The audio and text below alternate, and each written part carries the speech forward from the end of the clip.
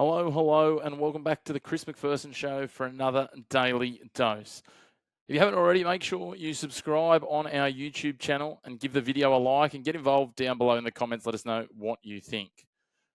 Today, we're diving into an absolute epic. It's a World Cup classic that delivered records, milestones, and one of the all-time great captain's knocks. Australia versus India, two giants of the women's games, going head-to-head in Visakhapatnam, and it was nothing short of unforgettable. But before we get started, make sure, if you haven't already, to follow us at The Chris Mack Show across all your favourite social media channels. You can find us on Facebook, Instagram, TikTok, and even on X. You'll be able to stay up to date with every story from the black and white of your sporting landscape. But let's get into it. And it was an Alyssa Healy masterclass. Take a bow, Australia's leader, our captain and wicketkeeper. On a stage made for the stars, the Aussie skipper delivered a captain's knock that will live long in World Cup folklore. 142 off just 109 balls, guiding Australia to the highest successful chase in women's one-day international history, World Cup or otherwise, chasing down India's 330 with 6 balls to spare.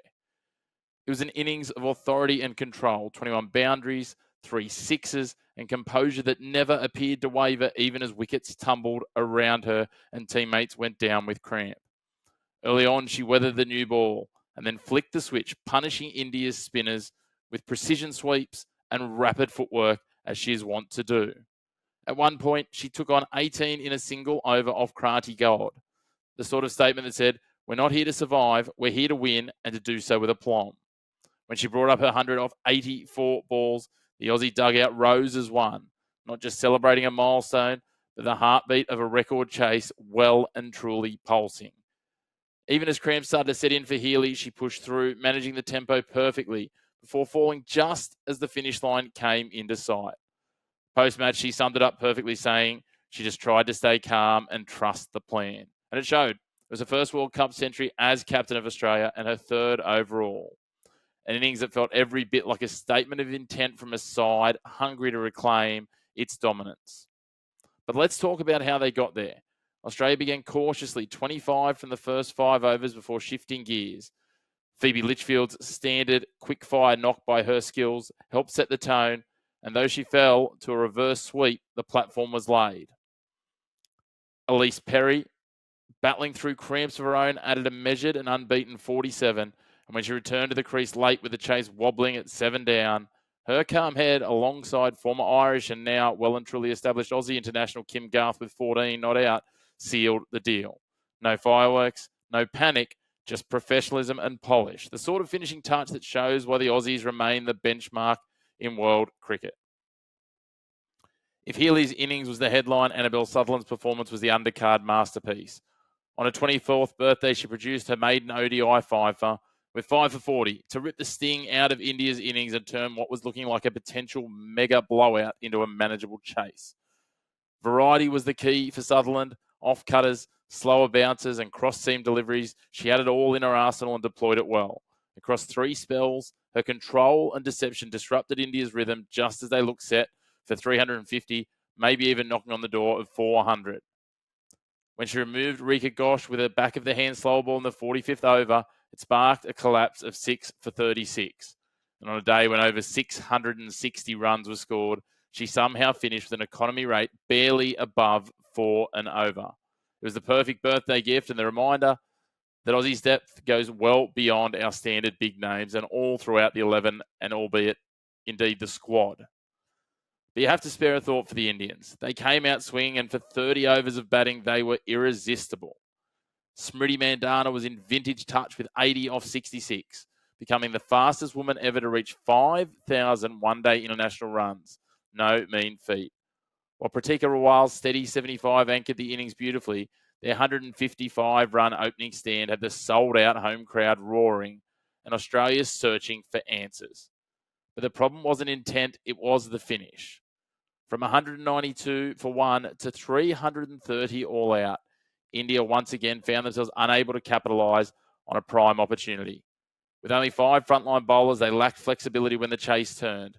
Sneh Rana and Kranti God, usually reliable, were punished, and as fatigue crept in, Healy took control. There's empathy there. you have to have some sympathy for the Indians. They played bold, they played brave, but they couldn't close, and they couldn't carry it for 50 overs of each side of the ball up against the Aussies. And that's what separates the good from the great at this level. So where does that leave us in terms of the World Cup from here on? Most of the teams are midway through their pool games, about halfway through the group stages. 4 teams will advance to the semis, the others will go home. So as the dust settles on that record chase, here's where it all washes up. 2 teams remain undefeated. Australia, 3 wins, 1 no result, and the English, 3 wins and no losses. Destiny sitting firmly in both their hands. Australia sitting clear at the top. Their run home looks somewhat friendly at first glance. Bangladesh next, which should be easily winnable. Then 2 huge clashes to close out and play themselves into form heading into the semi-finals and possibly lock up top spot. They take on England, the other undefeated side, and South Africa, who upset India already. If they win all 3, they'll finish top of the table. And right now, after that statement win over India, they're the favourites to do just that and continue their dominance of world titles. England, though, at the moment are right there with them. They've got 4 games still to play. Pakistan, India, Australia, and New Zealand. If they win 3 or more, they'll comfortably slot into the top 2. But it's a brutal stretch. 4 games in 10 days, including that massive Sunday to Wednesday double against India and Australia that could define their tournament. And a few losses that string together could actually see them miss the finals altogether. South Africa are quietly sitting in a sweet spot. They've already taken down India and have Bangladesh, Pakistan, and Sri Lanka up next before finishing with that massive clash against Australia. Win those 3 leading into that, and they'll likely have a semi-final berth wrapped up before their final group match, possibly even top 2 depending on other results. India, they're still well and truly in the mix, but 2 losses, including that upset against South Africa, mean they're walking a tightrope. Their next 2 against England and New Zealand are must-win clashes. 2 big games, lose one, and their semi-final hopes will take a serious hit. Lose both, and they're on life support. New Zealand, on the other hand, they're in a strong position, but outside the 4 at the moment. They've got winnable games next, Pakistan and Sri Lanka, which could lift them back into contention before their crunch fixtures to end the group stage. They could be coming in with some momentum and could be a little dark horse. Speaking of dark horses, Bangladesh. Still alive, but only just. They'll need to win out from here, which won't be easy with South Africa and Australia looming in their next games. And at the bottom, Pakistan and Sri Lanka are both winless and all but out of the race. Unfortunately for them, it's a long way from here. They've got a lot of work to do and will continue winning, needing to continue to win if they are to get all the way through. We'll wait and see what these 2 teams can deliver, but for the time being, it's Australia and England sitting in the box seat, plenty nipping at their heels for these semi-final spots as we turn for home. It's going to be an absolute thriller to come down through these last games, and with big games coming, we certainly cannot wait. Of course, as I said at the start, if you haven't already, make sure you subscribe to the YouTube channel. You can hit subscribe down below, hit the bell as well, and that will keep you up to date with when all of our videos drop. In the meantime, if you want to keep up to date with everything in between the shows, head over to all of our social media channels at The Chris Mack Show, where you can find us and keep up to date. In the meantime, a big thank you for tuning in to your home of the black and white of the sporting landscape, and we look forward to talking to you again soon.